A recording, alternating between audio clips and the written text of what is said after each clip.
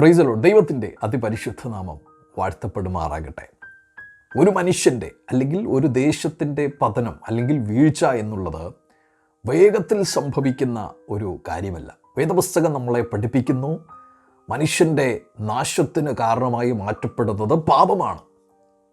ഒരു ചെറിയ സ്വഭാവം, പാപത്തിൻ്റെ ഒരു ചെറിയ സ്വഭാവത്തിൽ ഒരു മനുഷ്യൻ ആരംഭിക്കുന്നു, ഒരു പാപം ചെയ്യുവാനായിട്ട് തുടങ്ങുന്നു. അങ്ങനെ പാപം ചെയ്ത് തുടങ്ങുന്ന മനുഷ്യനിലേക്ക് ആ പാപത്തിൻ്റെ ശക്തികൾ വരിഞ്ഞു മുറുക്കുവാനായിട്ട് തുടങ്ങുന്നു.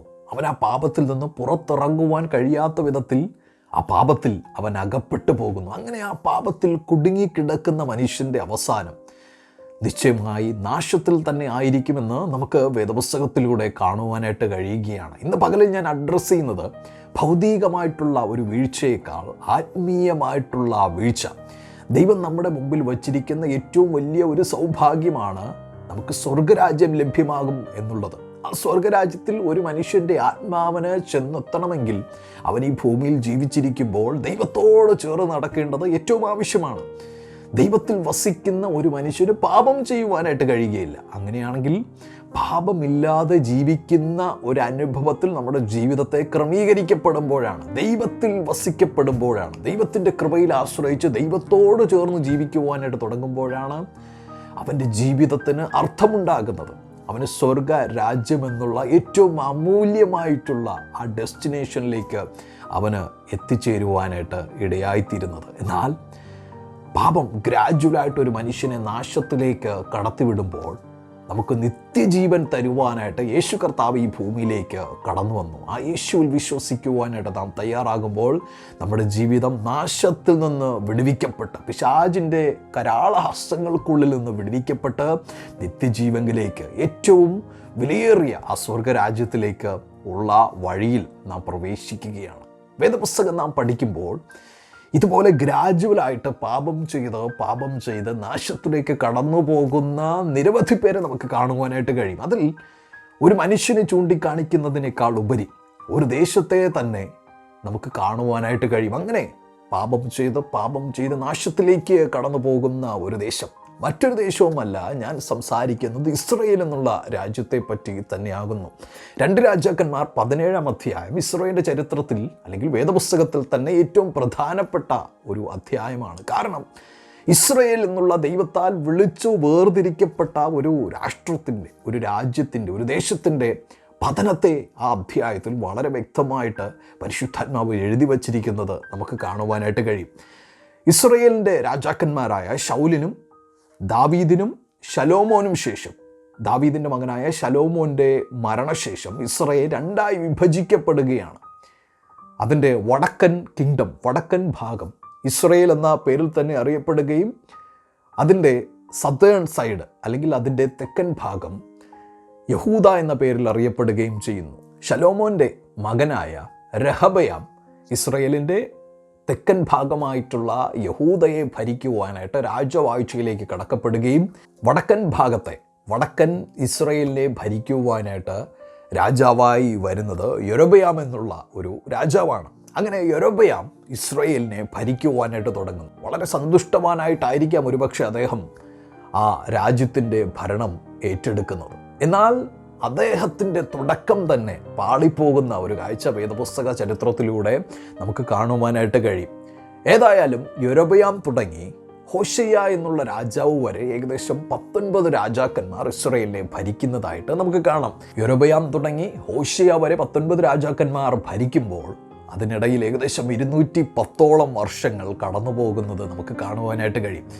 വേദപുസ്തകത്തിൽ അങ്ങനെ ഓരോ രാജാക്കന്മാർ അധികാരമേൽക്കുന്നതിനെ പറ്റി പറയുമ്പോൾ തന്നെ ആ എല്ലാ രാജാക്കന്മാരിലും കാണുവാനായിട്ട് കഴിയുന്ന ഒരു പ്രത്യേക പദം നമുക്ക് ഇപ്രകാരം കാണാം. യൊരോബയാം ചെയ്ത പാപം എന്നുള്ളൊരു പദം നമുക്ക് കാണുവാനായിട്ട് കഴിയും. എന്ന് പറഞ്ഞാൽ 1ാമത്തെ രാജാവായ യൊരോബയാം ചെയ്തു തുടങ്ങിയ പാപങ്ങൾ ഈ ഹോശയ്യ വരെ സകല രാജാക്കന്മാരിലും ആ പാപത്തിൻ്റെ സ്വഭാവം ഉണ്ടായിരുന്നു എന്ന് നമുക്ക് 1 രാജാക്കന്മാരിലും 2 രാജാക്കന്മാരിലും ഒക്കെ കാണുവാനായിട്ട് കഴിയുകയാണ്. എന്താണ് യൊരോബയാമിൻ്റെ പാപം? എന്തൊക്കെ പാപങ്ങളാണ് യൊരോബയാം ചെയ്തത്?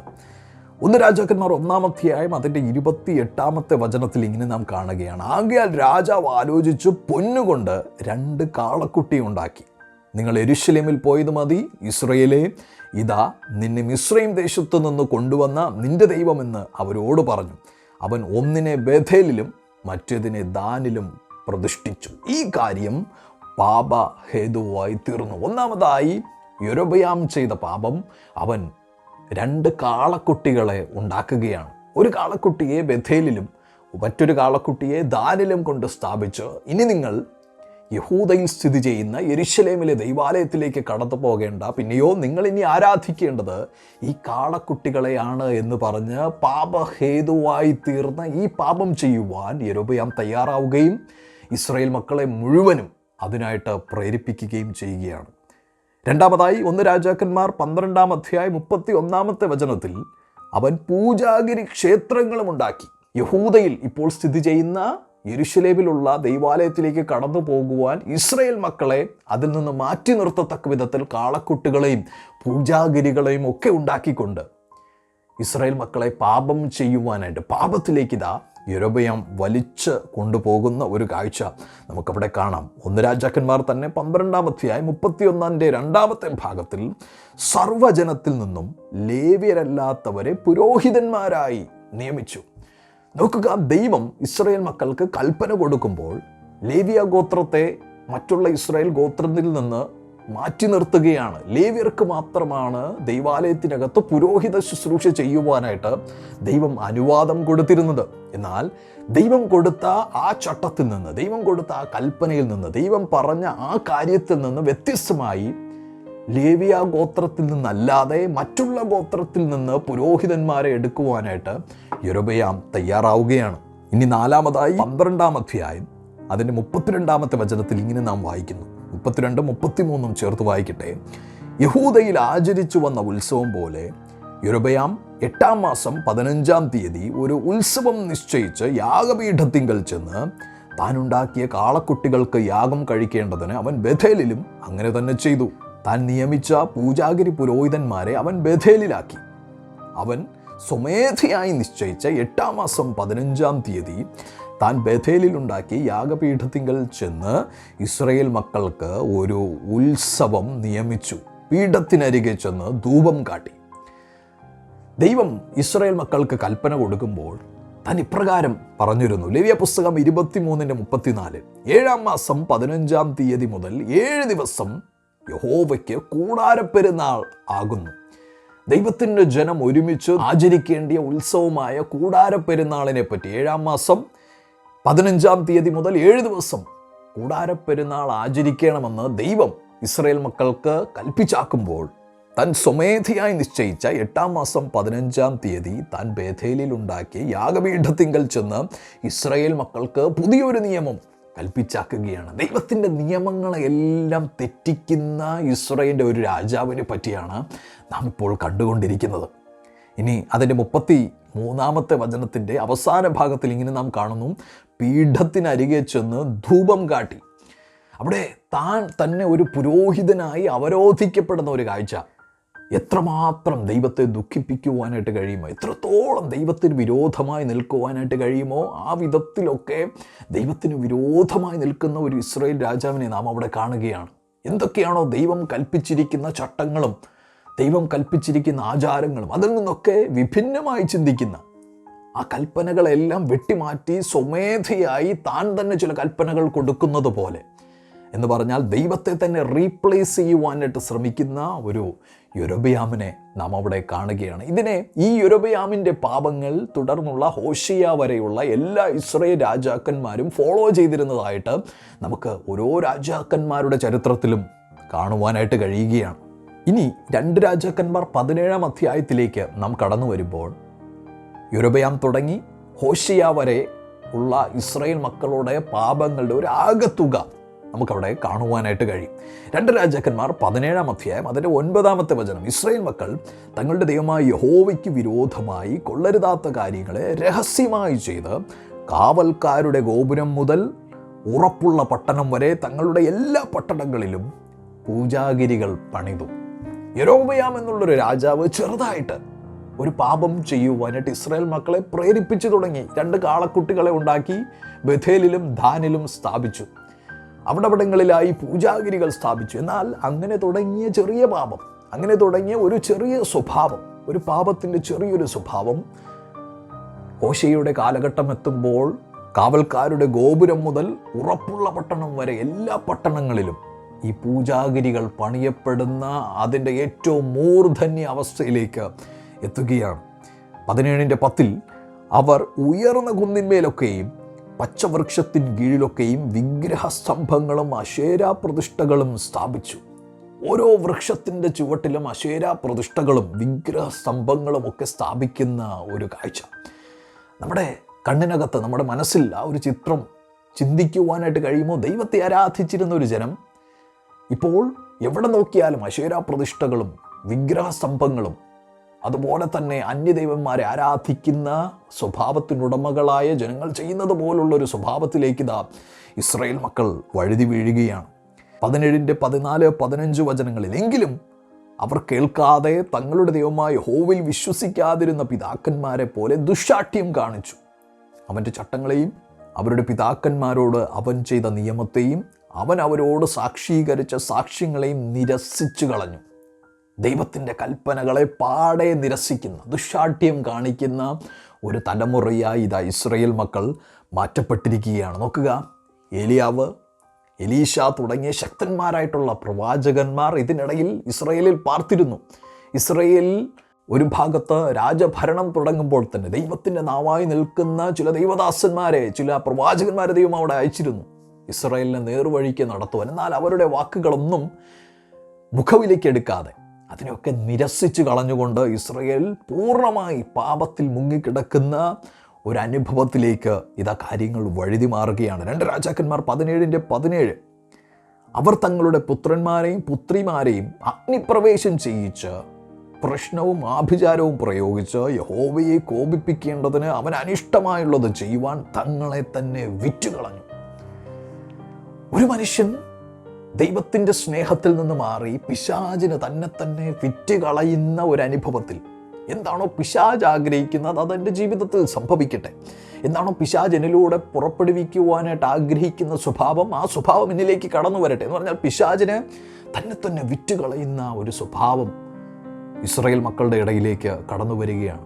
ശ്രദ്ധിച്ചുവോ? തങ്ങളുടെ കുഞ്ഞുങ്ങളെ അഗ്നിപ്രവേശം ചെയ്യിച്ചു. ഒരു ഇംഗ്ലീഷ് ട്രാൻസ്ലേഷനിൽ ഇപ്രകാരം വായിച്ചു: അവരുടെ കുഞ്ഞുങ്ങളെ ബലിയായി കൊടുത്തു. അന്യദേവന്മാർക്ക് സാക്രിഫൈസായി കൊടുക്കത്ത വിധത്തിൽ അവരുടെ സ്വഭാവം കളങ്കപൂർണമായി മാറ്റപ്പെടുകയാണ്.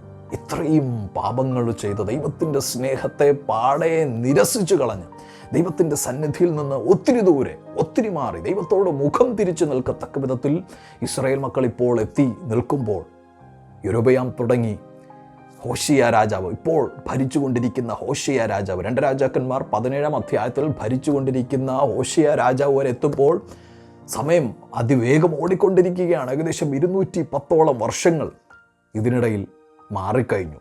ഇത് കഴിയുമ്പോൾ സംഭവിക്കുന്ന ഒരു കാഴ്ച, ഏകദേശം 210ഓളം വർഷങ്ങൾ ദൈവം തൻ്റെ മക്കൾ മനം തിരിയുവാനായിട്ട് കാത്തിരുന്നു. എലീശായെ അയച്ചു, ഏലിയാവിനെ അയച്ചു, അവരോട് ദൈവികമായിട്ടുള്ള ചില അരുളപ്പാടുകൾ അറിയിച്ചു, രാജാക്കന്മാരോട് അവർ പോയി സംസാരിച്ചു. പക്ഷേ അവരാരും മനം തിരിയുവാനായിട്ട് സന്നദ്ധനായില്ല. ഈ 17-ാം അധ്യായത്തിൽ 2 രാജാക്കന്മാർ 17-ാം അധ്യായത്തിൽ എത്തുമ്പോൾ നമുക്ക് കാണുവാനായിട്ട് കഴിയുന്ന കാഴ്ച, അതോടുകൂടെ ഇസ്രായേൽ പൂർണ്ണമായി നിലം പരിശാവുകയാണ്. അങ്ങനെ ഒരു ഭാഗത്ത് ഇസ്രായേലിൽ ഇപ്രകാരം ഒരു സാഹചര്യം നിലനിൽക്കുമ്പോൾ തന്നെ മറ്റൊരു ഭാഗത്ത് അശൂർ സാമ്രാജ്യം ശക്തി പ്രാപിച്ചു കൊണ്ടിരിക്കുകയാണ്. ധാരാളം ദേശങ്ങളെ ഇതിനോടകം തന്നെ കൈവശമാക്കി അശൂർ ഒരു സർവശക്തിയായിട്ട്, ഒരു വലിയ ശക്തിയായിട്ട് ഇതിനോടകം തന്നെ മാറ്റപ്പെടുകയും ആർക്കും തടുക്കുവാനായിട്ട് കഴിയാത്ത വിധത്തിൽ അവർ ഇങ്ങനെ ജയത്തോടെ മുന്നേറുകയും ചെയ്യുന്ന ഈ സാഹചര്യത്തിൽ ദൈവത്തിൻ്റെ സ്നേഹത്തെ വിട്ടുകളഞ്ഞ, തങ്ങളെ വിളിച്ച് വേർതിരിച്ച, തങ്ങളെ മാറോട് ചേർത്തണച്ച, മേഘം കൊണ്ടും അഗ്നി കൊണ്ടുമൊക്കെ അവർക്ക് കാവലൊരുക്കിയിരുന്ന ഈ ദൈവത്തിൻ്റെ സ്നേഹത്തെ തള്ളിക്കളഞ്ഞ ഇസ്രായേലിലേക്കും ഈ അശൂർ കയറുവാനായിട്ട് ഒരുങ്ങുകയാണ്. അശൂർ രാജാവായ ശൽമനെസർ അപ്രകാരം ഇസ്രായേലിലേക്ക് കടന്നു വരികയും ഹോശേയെയും ഇസ്രായേലിനെ പൂർണ്ണമായിട്ട് പിടിക്കുവാനായിട്ട് ഒരുങ്ങുകയും ചെയ്യുമ്പോൾ ഹോശേയ ശൽമനേസറിനോട് പറഞ്ഞൊക്കുന്ന പ്രകാരം ഓരോ വർഷം കപ്പം കൊടുക്കാമെന്നും അവരെ വെറുതെ വിടണമെന്ന് ആവശ്യപ്പെടുകയും അപ്രകാരം ചില ആണ്ടുകൾ കഴിയുകയും ചെയ്തു. എന്നാൽ പിന്നത്തേതിൽ ഹോശയ്ക്ക് അശ്ശൂറിന് കപ്പം കൊടുക്കുവാനായിട്ട് കഴിയാതെ വരുന്ന സാഹചര്യം എത്തുമ്പോൾ നമുക്ക് കാണുവാനായിട്ട് കഴിയുന്നു. 2 രാജാക്കന്മാർ 17:4. എന്നാൽ ഹോശയ്യ മിസ്രയീം രാജാവായ സോവിൻ്റെ അടുക്കൽ ദൂതന്മാരെ അയക്കുകയും അശ്ശൂർ രാജാവിന് ആണ്ടുതോറുമുള്ള കപ്പം കൊടുത്തയക്കാതിരിക്കുകയും ചെയ്തത് നിമിത്തം അശ്ശൂർ രാജാവ് അവനിൽ ദ്രോഹം കണ്ടിട്ട് അവനെ പിടിച്ച് ബന്ധിച്ച് കാരാഗൃഹത്തിലാക്കി. ഒന്നാമതായി ഇസ്രായേലിൻ്റെ രാജാവായ ഹോശയ്യ അശ്ശൂർ രാജ്യത്തിൻ്റെ പിടിയിൽ പെടുകയാണ്. 5-ാമത്തെ വചനം, അശ്ശൂർ രാജാവ് രാജ്യത്തെല്ലായിടവും കൂടി കടന്ന് ശമര്യയിലേക്ക് വന്ന് അതിനെ 3 സംവത്സരം നിരോധിച്ചു. രാജാവായ ഹോശയ്യയെ പിടിച്ചു. ഇപ്പോൾ ഇതാ ഇസ്രായേൽ എന്നുള്ള രാജ്യത്തിൻ്റെ ക്യാപിറ്റലായ, അതിൻ്റെ തലസ്ഥാനമായ ശമരിയ ദേശത്തെ, ആ പട്ടണത്തെ മുഴുവനും പിടിച്ചടക്കുകയാണ്. ഇനി 6-ാമത്തെ വചനത്തിലേക്ക് കടന്നു വരുമ്പോൾ ഹോശയ്യയുടെ 9-ാം ആണ്ടിൽ അശ്ശൂർ രാജാവ് ശമര്യയെ പിടിച്ച് ഇസ്രായേലിനെ ബദ്ധരാക്കി അശ്ശൂരിലേക്ക് കൊണ്ടുപോയി. ഹലഹിലും ഗോസാൻ നദീതീരത്തിലെ ഹാബോരിലും മേദ്യരുടെ പട്ടണങ്ങളിലും പാർപ്പിച്ചു. രാജാവിനെ പിടിച്ചു. ദേശത്തിൻ്റെ ക്യാപിറ്റലിനെ അവർ നിരോധിച്ചു കളഞ്ഞു. ഇസ്രായേലിലെ ജനങ്ങളെയെല്ലാം ഇസ്രായേൽ ദേശത്തു നിന്ന് മാറ്റി പല സ്ഥലങ്ങളിലായി, അവരുടെ സാമ്രാജ്യമുള്ള പല സ്ഥലങ്ങളിലായി അവരെ ചിഹ്നിപ്പിച്ച് കളഞ്ഞു.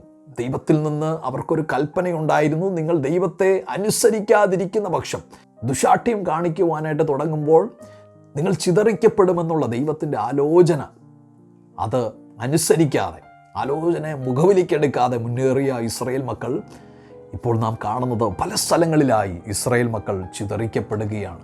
പിന്നത്തേതിൽ നമുക്കറിയാം, ഇസ്രായേൽ എന്നുള്ള ദൈവത്താൽ വിളിച്ച് വേർതിരിക്കപ്പെട്ട ജനം, ആ ജനത്തിൻ്റെ ഇടയിലേക്ക് മറ്റുള്ള ജാതികൾ കടന്നു വരികയും, പുതിയ നിയമത്തിലേക്ക് നാം കടന്നു വരുമ്പോൾ ശമര്യർ അവർ അശുദ്ധരാണ് എന്നുള്ള ഒരു പഴഞ്ചൊല്ല് ആ ദേശത്തിൽ രൂപം കൊള്ളത്തക്ക വിധത്തിൽ മറ്റുള്ള ദേശങ്ങളിലെ ആചാരങ്ങളും അനുഷ്ഠാനങ്ങളും ഒക്കെ മിക്സ് ചെയ്ത് ഇടകലർന്നുകൊണ്ട് വേർപെട്ടവർ എന്നുള്ള ആ പേരിന് അർഹരല്ലാത്തവരായി ആ ദേശത്തിലെ ജനങ്ങൾ മാറുന്ന കാഴ്ച നാം കാണുകയാണ്. എന്ന് പറഞ്ഞാൽ ഇസ്രായേൽ ആകമാനം തകർക്കപ്പെടുന്ന ഒരു അനുഭവത്തിലേക്ക് ആ ദേശത്തിൻ്റെ കാര്യഗതികൾ മാറ്റപ്പെടുകയാണ്. എന്നെ കേൾക്കുന്ന പ്രിയ ദൈവ പൈതലേ, ദൈവത്താൽ വിളിച്ചു വേർതിരിക്കപ്പെട്ട, ദൈവത്തിൻ്റെ ചട്ടങ്ങളും അനുസരിച്ച് നടന്നുവെങ്കിൽ, ദൈവത്തിൻ്റെ ചട്ടങ്ങളും കൽപ്പനകളും ദൈവം പറഞ്ഞ കാര്യങ്ങളൊക്കെ അനുസരിച്ച് നടന്നുവെങ്കിൽ ഏറ്റവും അനുഗ്രഹിക്കപ്പെട്ടേക്കാമായിരുന്ന ആ ജനത്തിന് ഇപ്രകാരം ഒരു അധപ്പതനം സംഭവിക്കുവാനായിട്ടുള്ള കാര്യം അവരുടെ ജീവിതത്തിലുണ്ടായ പാപമാണ്. 2 കൊരിന്ത്യർ 6-ാം അധ്യായം അതിൻ്റെ 2-ാമത്തെ വചനത്തിൽ, ഇപ്പോളാകുന്നു സുപ്രസാദകാലം, ഇപ്പോളാകുന്നു രക്ഷാദിവസം. ഇത് പകലിൽ ദൈവം നമുക്ക് ഒരിക്കൽ കൂടെ ദൈവീക ആലോചന പകരുകയാണ്. എവിടെയാണ് നാം വീഴുവാനായിട്ട് സാധ്യത നമ്മുടെ മുമ്പിൽ കാണുന്നത്? വേദപുസ്തകവുമായിട്ട് നമ്മളെ തന്നെ ഒന്ന് തുലനം ചെയ്ത് എവിടെയാണ് നാം വീണുപോയിരിക്കുന്നത്? എവിടെയാണ് നാം ദൈവത്തിൻ്റെ സന്നിധിയിൽ നിന്ന് അകലങ്ങളിലായിരിക്കുന്നത്? അത് തിരിച്ചറിഞ്ഞ് വീണ്ടും ദൈവത്തിൻ്റെ സ്നേഹത്തിലേക്ക് മടങ്ങി വരുവാൻ നാളത്തേക്ക് കാത്തിരിക്കാതെ, അല്ലെങ്കിൽ ഇന്ന് രാത്രിയത്തേക്ക് കാത്തിരിക്കാതെ, ഇപ്പോൾ തന്നെ മാനസാന്തരപ്പെട്ട ദൈവത്തിങ്കലേക്ക് തിരിയുവാൻ ഒരു ദൈവീക ആലോചനയായി ഈ സന്ദേശത്തെ കണക്കാക്കണമെന്ന് അപേക്ഷിക്കുകയാണ്. കർത്താവായ യേശുക്രിസ്തുവിൽ വിശ്വസിച്ച് അവനെ രക്ഷിതാവായി ഏറ്റുകൊണ്ട് അവനെ ഹൃദയത്തിൽ സ്വീകരിച്ച് കർത്താവായി രാജാവായി നമ്മുടെ ഹൃദയത്തിൽ എല്ലാമായി വാഴിച്ച് നമ്മുടെ ജീവിതത്തെ ദൈവത്തിൻ്റെ വചനത്തിൻ പ്രകാരം അലൈൻ ചെയ്തുകൊണ്ട് ജീവിക്കുവാനായിട്ട് തയ്യാറായാൽ ദൈവത്തിങ്കിൽ നിന്ന് പ്രസാദകാലങ്ങൾ, പ്രസാദത്തിൻ്റെ മഴകൾ നമുക്ക് പിന്നെയും അനുഭവിക്കുവാനായിട്ട് കഴിയും. ഉണങ്ങി വരണ്ടിരിക്കുന്ന ഒരു ദേശത്തിൽ വെറും തടി മാത്രമായി അവശേഷിക്കുന്ന ഒരു മരത്തിൽ പിന്നെയും പച്ച ഇലകളും മനോഹരമായിട്ടുള്ള ഫലങ്ങളുമൊക്കെ കഴിക്കുന്നത് പോലെ വറ്റി വരണ്ടിരിക്കുന്ന നമ്മുടെ ജീവിതത്തെ പിന്നെയും മനോഹരമാക്കി മാറ്റുവാൻ ദൈവം ആഗ്രഹിക്കുകയാണ്. ഇന്ന് പകലിൽ ഈ ദൈവത്തിങ്കിലേക്ക് ഒന്ന് മടങ്ങി വരിക, ദൈവത്തിൻ്റെ സ്നേഹത്തിലേക്ക് ഒന്ന് മടങ്ങി വരിക. ഇരു കൈകളും നീട്ടി സ്വീകരിക്കുവാനായിട്ട് ഒരുങ്ങി നിൽക്കുന്ന ആ ദൈവത്തിൻ്റെ മാറോട് അണയുക. ദൈവം നിങ്ങളെ ധാരാളമായി അനുഗ്രഹിക്കുമാറാകട്ടെ. ആമേൻ. God bless U.